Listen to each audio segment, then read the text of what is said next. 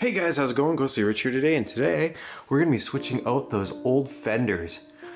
So you can see, if I go to the ground, we have our new ones. If you're looking for part numbers or information, bam.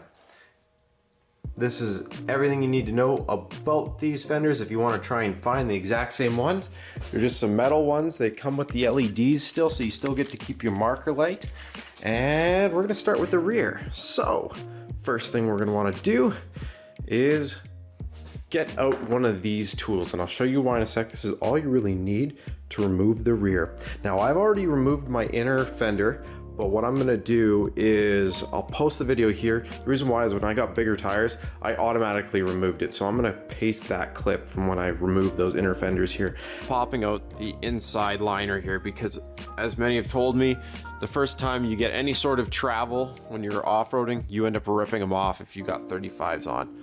So rather than have to deal with that disappointment later, I'm just gonna remove all these Christmas trees here, as we call them, Christmas tree poppers. So we got that one, I'll get that one after. So 1, 2, 3, 4, and then if you look up here, 5, 6, 7. Once you have all of them popped out, take a poker, put it on the tip of the rivet like so, and then either squish it in or knock it with a hammer, and you're just gonna punch them out. You just knock out the center. So it looked like that. I just took that poker tool, smacked it into the center, let go. Now this is loose in here. You can do them all if you want, and then you can just pull down on each one and they'll come right out. It's out. All I did is, after I pulled out each of the rivets, just grabbed it, worked it out of the fender in the corner here up to here. After I worked it out, pulled it down and out. When you're taking this part off, it's actually quite easy. Once your inner is off, there's actually no bolts on the back ones. You have to literally grab it and pull towards you. So grab like this and then pull up. See? You literally pull towards you and lift. Let's get it to about midway, go to the back, do the same. There we go. Use the clip spot, like so. There we go. Some of these clips will come out. Again, we're replacing these, so you don't need to worry about that. Now, you're gonna notice you have these clips that are sitting in the body like so. When we go after these clips, if you have a tool like this, again, these are very easy to purchase at almost any auto parts store. They're actually for popping clips out of the body. And again, so just ask them for a body clip tool or show them this. It's very cheap and it's well worth it. And literally all you're gonna do is slip it in on the sides. When you do that, it brings together the two sides. You'll see when you slip it on. When you have the tool like so, you literally bend this out a little bit and slip it in. Once you slip it in, just goes right in there and you pop it. And you'll see, like I said, there is your clip. When you slide it in, I'm trying to see if I can show you. You'll see there's light in between. As soon as I squeeze this clip with this, see, it just squeezes it so you can get it out. So do that to all of them. You're gonna have a bunch of them on there. After you get to this point, you have all the clips out. Go ahead and give this a wash. You wanna make sure you get a flat surface. You probably have bug guts or other dirty things in there, so you wanna clean that all out. These two holes you're not gonna touch. Depending on your fenders, you might not touch these two bottom holes. I still have a clip to pull out. Anyways, what you're gonna have to do is gauge these holes a bit bigger, because if you take a look, they ain't gonna fit. So if you take a step bit like so, I only need to go up 2 on this, but I just literally do that. Then that one I'm not gonna touch. I'm just gonna skip to this one to show you maybe a little better. But all you do is you drill it a couple stages.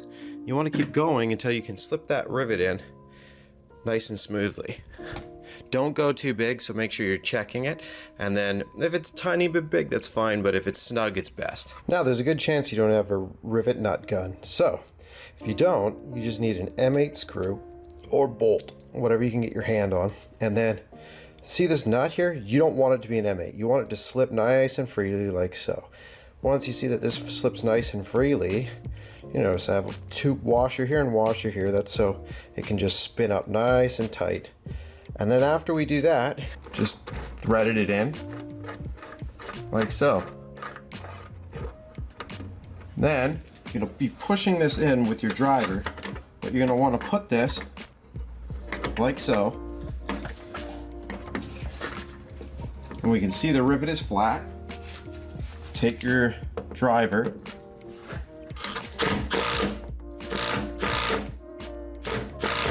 you're gonna tighten it up, then loosen your screw. Wiggle it. If you see that the rivet is still loose, go for it. Whatever you do, don't over tighten these. So you wanna just go until, like I said, it doesn't wiggle and it sits nice and flush. Once you've done that, it's pretty easy. Just hand thread in all your riv nuts, and then after that, put in your, this one, which is your bolt, and then put your nut on the back. And then what I would do is not tighten, but snug up these two, and then start snugging up all of them, and then go ahead and torque them down. Don't go too crazy with this ones, like get them nice down. Obviously you want it to go down, but don't start He-manning, of course. These ones you can go a bit tighter on, and those ones can be like, hold a big majority of the weight, and then these ones will just be to hold it flush to the body and all that fun stuff. So let's quickly throw that on. So I do suggest, if you are going to leave this open, just to get some bed liner and shoot the exposed paint if you'd like, just the edges, so that way it's there. And also make sure you do that with the rear, and that just coats it so that way if you hit any rocks and ding things up, then it's not going to rust or anything like that. So just like I said, a little bit of bed liner. There you go. That's a look at how to install them. I hope that helped you out. Thanks again for watching. Press like if it did, subscribe for more. All in all, install not so bad, probably take you an evening or so, but I can't complain. I think it looks great.